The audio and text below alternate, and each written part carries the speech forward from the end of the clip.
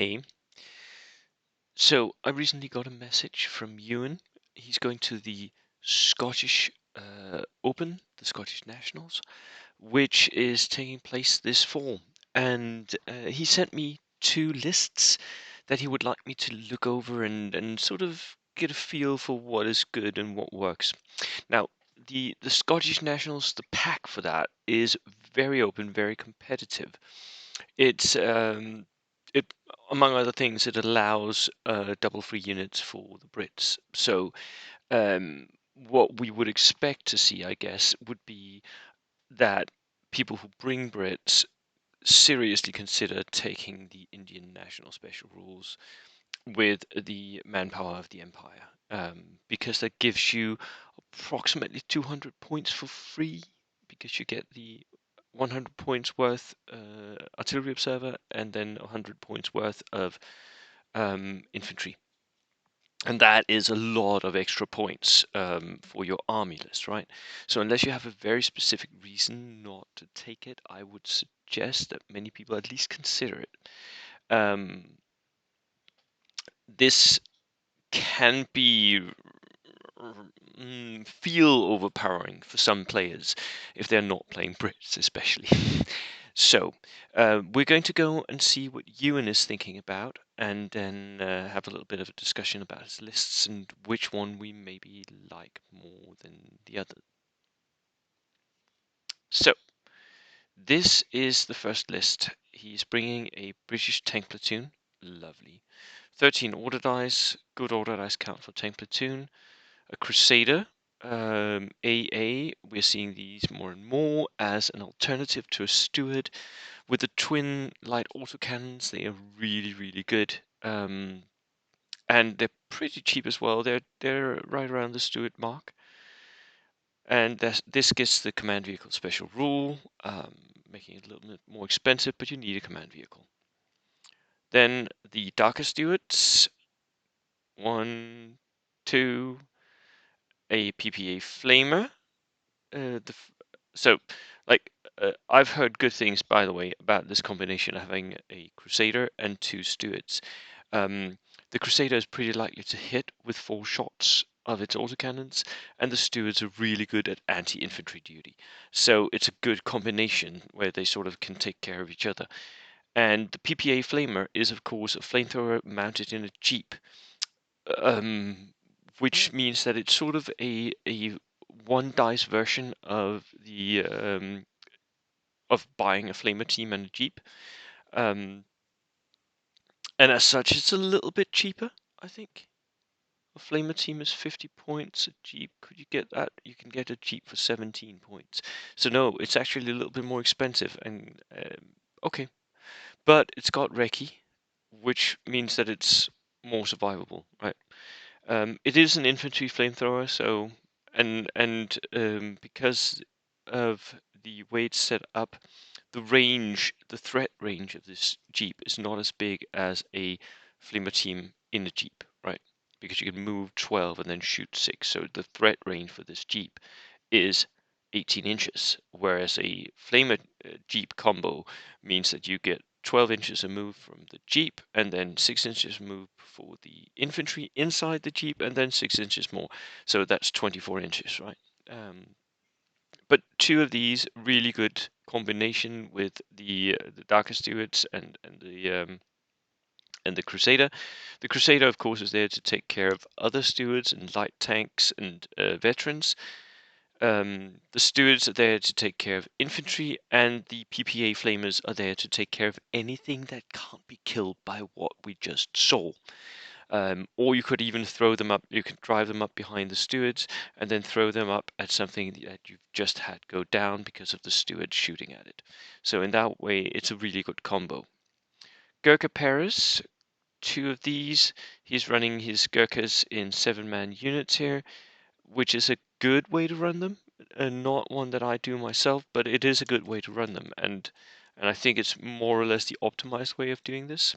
At 110 points, 7 Gurkhas with tough fighters, scary blighters. Tough fighters, of course, means that you re-roll hits in close combat. Scary blighters means that the enemy gets only to use half of their attacks, And stubborn, of course, is really good against flamethrowers, which is the main like threat to Gurkhas. So pretty nasty unit.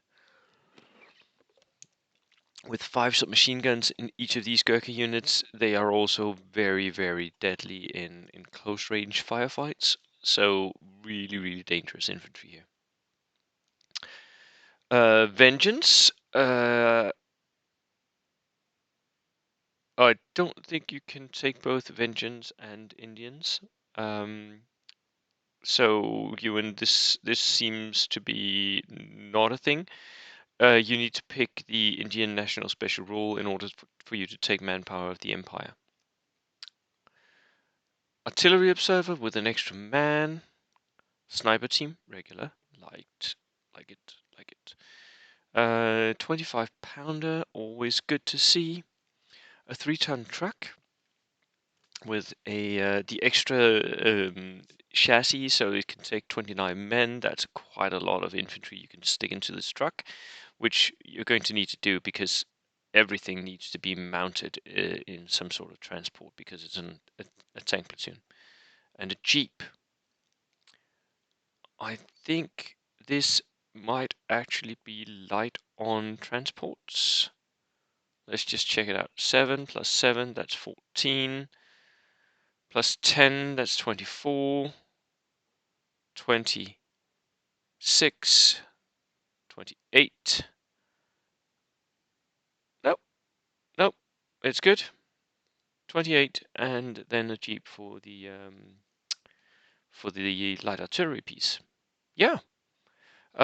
Except that it's an illegal list with the special rules. I think it's quite good. It has quite a lot of punching power, this list here. Let's look at the other list that he's thinking about, which is a Soviet reinforced platoon.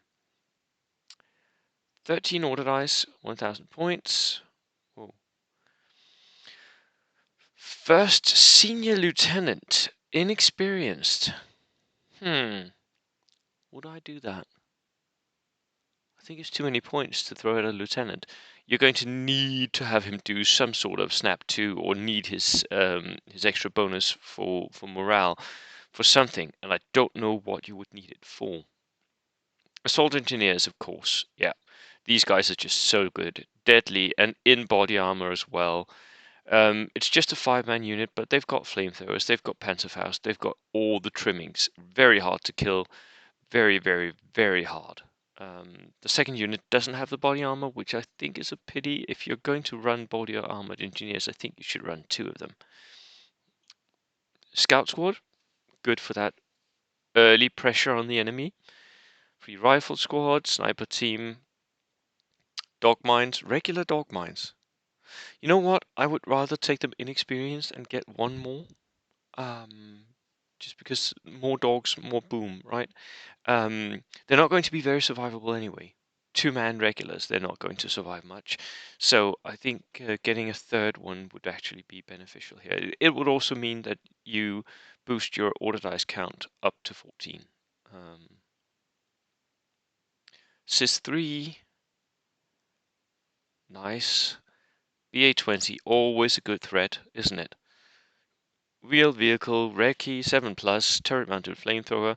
The only thing is that it runs out so often when I see it used. Let's do it like tank, the darker version with Recce, and Komsomolets to transport the engineers.